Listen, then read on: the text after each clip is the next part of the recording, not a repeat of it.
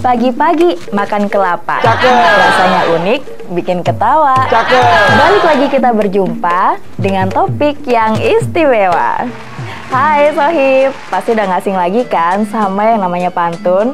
Apalagi dari SD kita udah belajar nih sama pantun.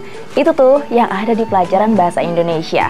Jadi artinya emang pantun nih harus kita apresiasi dan harus kita lestarikan.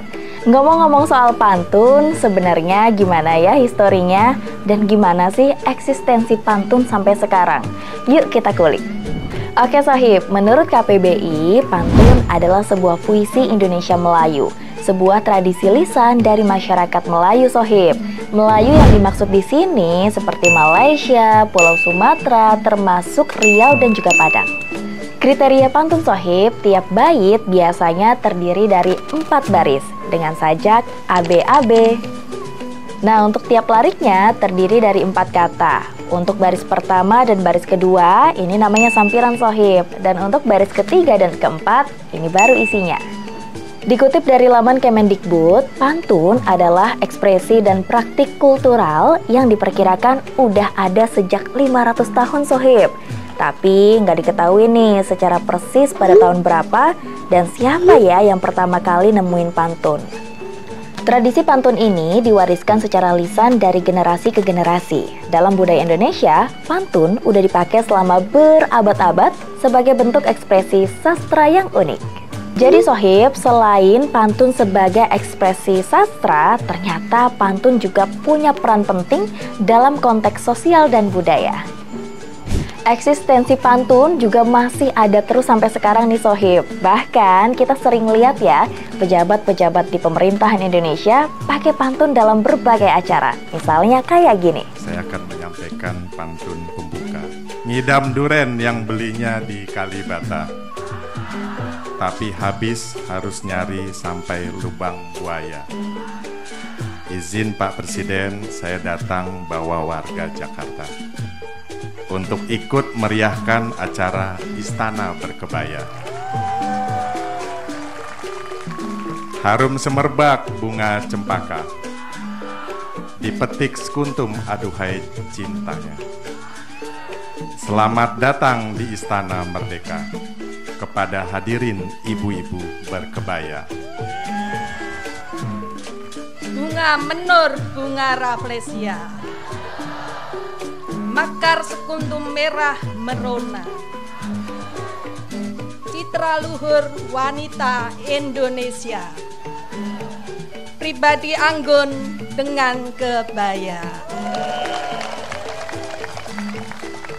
Menarik ya nih Sohib, budaya pantun gak cuma dikenal oleh masyarakat Indonesia aja. Bahkan artis mancanegara juga kenal nih sama pantun. Gak percaya? Nih buktinya.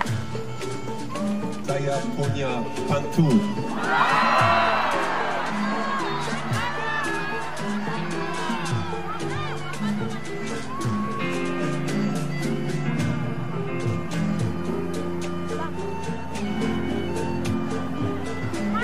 Hari Selasa, ujian fisika. Hari Selasa, ujian fisika. Dia belajar, dia lulus.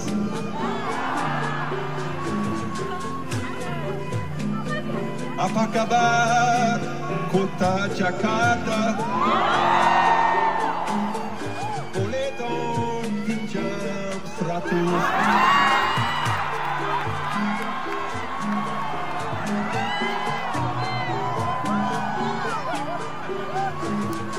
Wah, keren ya Sohib. Gak cuma buat menghibur aja nih Sohib. Ternyata pantun ada juga nih yang isinya sehat. Misalnya, beli 2 dapet 3. Cakep. Murah hati Simba Kurnia. Cakep. Cita-cita utama kita ke surga, jangan tersilau harta dunia. Waduh, itu contoh pantun isi nasihat ya Sohib. Gak cuma itu aja Sohib, menariknya pantun juga sering digunakan di prosesi pernikahan, pertunjukan wayang kulit, dan sarana menghibur dalam acara-acara rakyat lainnya. Jadi bisa dibilang, pantun punya peran dalam memperkuat identitas budaya dan kebangsaan, mencerminkan kekayaan bahasa dan budaya Indonesia, serta mempromosikan rasa solidaritas antar warga.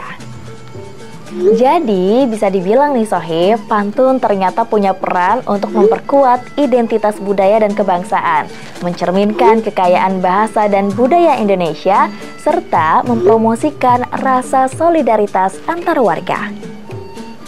Karena masih eksis sampai sekarang, Sohib wajib tahu nih kalau pantun ternyata udah ditetapkan sebagai warisan budaya tak benda oleh UNESCO tanggal 17 Desember 2020. UNESCO menilai pantun ini ternyata punya arti penting bagi masyarakat. Nggak cuma sebagai alat komunikasi sosial, tapi juga kaya akan nilai-nilai yang jadi pedoman moral. Jadi, yuk Sohib, kita sama-sama tunjukin rasa peduli kita pada budaya pantun. Mulai pakai pantun di berbagai acara. Bisa di acara formal, bisa di acara non-formal, atau di berbagai kesempatan lainnya. Supaya pantun gak hilang ditelan oleh zaman. Ikan gurame, ikan gabus, ikan arwana di dalam kardus. Supaya budaya pantun enggak terputus, boleh dong dilestarikan terus. Yuk, bareng Indonesia Baik, bikin Indonesia jadi lebih baik.